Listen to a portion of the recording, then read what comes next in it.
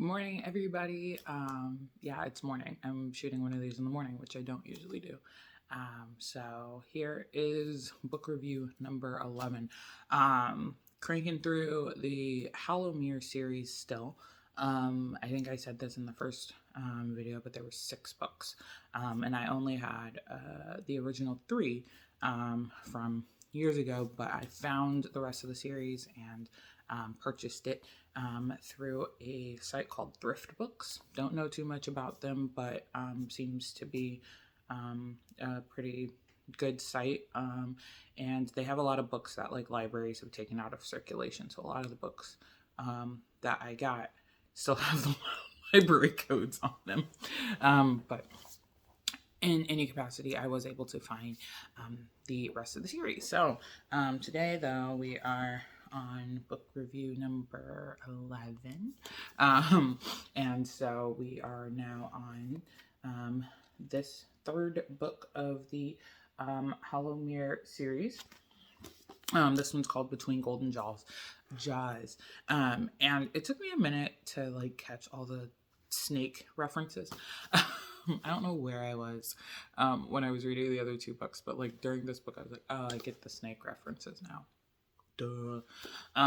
But basically, there's an item that has snakes around it, and then there's some other like jewelry and stuff that has snakes on them, and they keep referring back to snakes, and so I was like, I'm not understanding why all of these have these like snake-like things, and now I know.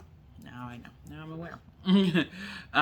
But so this book was a little better than the other 2, but not by much. To be honest. And I think part of it is because when the author was writing the books, Tiffany, Trent again is the author, but I think when she was writing the books, she was thinking of it in the long term, and so she was trying to expand a lot of the story. And knowing that the series got cut short, like as myself reading it now, I kind of worry because she keeps dropping all of these things, and I'm like, you've only got 3 more books to get through. I don't know if all of these are gonna get wrapped up in a nice little story. So I'll be curious to see where she goes with that, but she keeps dropping a lot of different hints about different characters and their backgrounds, and we've gotten some new characters introduced. Some characters are still kind of reoccurring, and honestly, as I'm getting through this, even though the book series, I'm still like so far, I'm at like a solid 3 with the whole series so far, and I've only read 3 books. But honestly, I could see this if like somebody who actually knew what they were doing like went back and scooped up all of these books and kind of finagled a few things. I could see this being like a decent, TV show or whatever, because there's so much going on, and there's a lot of different stories that are kind of intertwining. And when you're reading it, it doesn't always make sense right away. But I think like in TV or film form, actually no, it cannot be a film unless it was a film series. It would need to be a TV show. But in TV form, I think it would really work really, really well. So but basically in this one, so the first book, we meet Karen, and she is discovering that she has what they call fae powers, and they kind of use things interchangeably, and I think it trying to go with the British, Scottish situations with fairies and all of that stuff. So I think that's where they were going with the writing of this.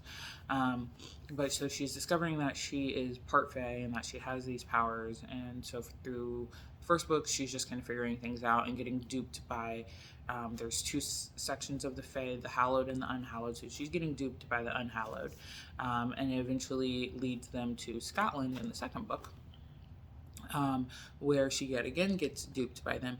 And I spend a lot of time just being like, you're an idiot, Corinne. Like, she's 16 years old. She starts out as 15. She's now 16, and she's just like, the way that it's written, she's always like, I don't want to fall in love with him, but I love him. Like, it's your typical teenage idiotic romance, But at the same time, there are just some things where you're just like, no, you're seriously that stupid. Like, you're stupid. And she's not the only character that does that. There's her quote unquote best friends, Christina and Iona, which I don't really like them as characters. I liked them initially when they were brought in, but by book 3, I really dislike them. They are awful.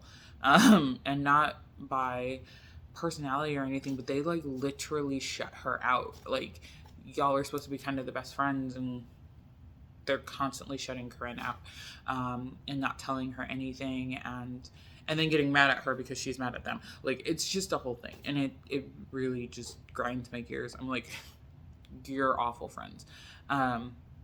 But there's also, as Corinne is coming into her power, she's learning that other characters have powers. Like, I think I mentioned the character Mara before. She is there. She's not a slave, but she was formerly enslaved. That story's still not fully fleshed out. Although we do find out in the third book that Mara is also half-born like Corinne, which means that she has powers. But we find out that Mara is like a direct half-born, whereas Corinne is not. And that kind of has started to be explained in the third book, just kind of their lineage, basically. Back to the Unhallowed and the Hallowed. The Unhallowed had been basically mating with humans and creating these half-born children. And these children typically would have powers, and then over time, the Unhallowed would stalk their children and then bring them down into what they call a wrath and force them to turn into a full Unhallowed being, which is basically a vampire. They're vampires, but they're not vampires because there are a lot of other things, but they're all vampire. They're like the human blood. Okay. So the Unhallowed have been doing this for centuries until a priest who gets kind of scorned by what they call the Unhallowed Witch. He gets kind of scorned by her. Her name's Lannon. And he curses all of the Unhallowed to basically be barren, so they can't have any more children. That said, though, there are still half-born Unhallowed children because of the descendants. So Corinne is one of those descendants. So there's another character called the Prince. And the Prince and a nun back in the Middle Ages, the Prince kind of duped this nun into having relations with him, and so she gets pregnant. And she thinks that she gets pregnant by a monk, but it's not actually a monk. And so she has a child named Mary Rose, and Mary Rose has children, and they have children, and they have children. So all of her children are Unhallowed half-borns. But all of them kind of avoid the whole fairy thing, and it really runs through the female line. So when it gets to Corinne's powers are extremely strong. But her uncle's powers are not strong because he's male. So there's that side of things. But the Prince is really, really going after Corinne, and he wants to get married to her, and he loves her, and he's basically like convincing her that she loves him. And people keep telling her, like, you can't do that, you shouldn't, but they never actually tell her why until the end of the third book. And then when they finally tell her why, it's because he's basically like your 6-time removed great-grandfather. So it's just this whole, like, there's a lot of layers to it that by book 3 are actually starting to make sense, but it doesn't make sense in book 1 and 2.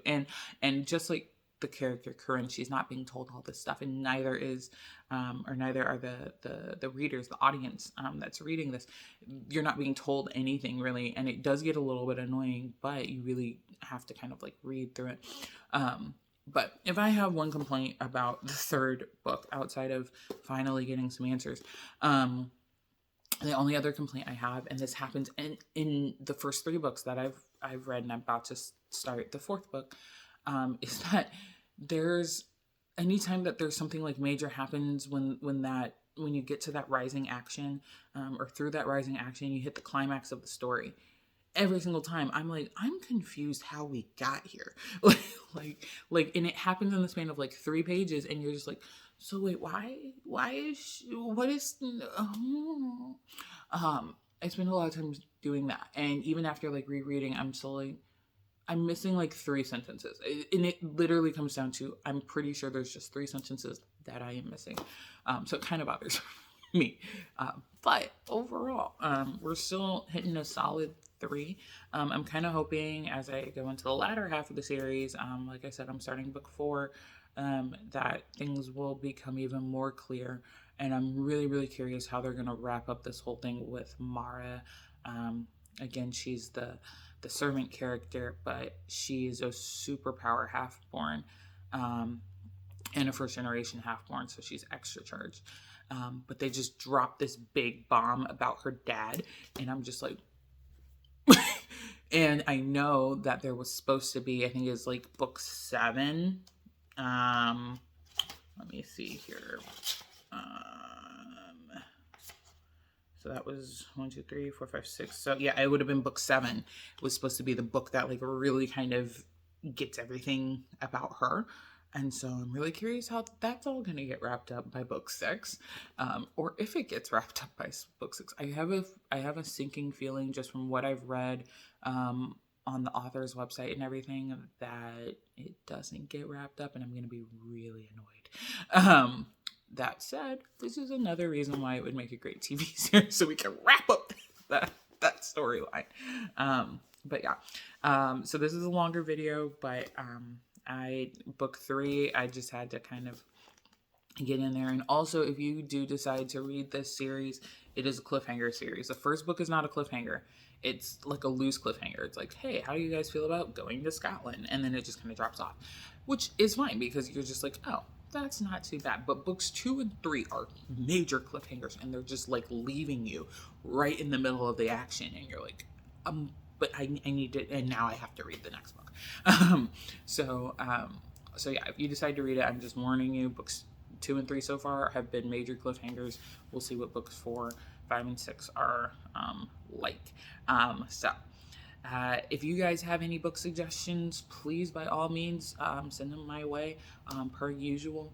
Really enjoying those of you that are watching and letting me know that you're watching. That's been super, super awesome. Not going to say like and subscribe, but it does help if you guys do subscribe, so that you guys can get those updates of when I do post, because I'm going to keep doing these. I think I'm going to keep doing these even after I finish the 108. So we're only on 11. So we've got a long way to go. But thanks so much for watching, guys, and I will see you in the next book review. Bye.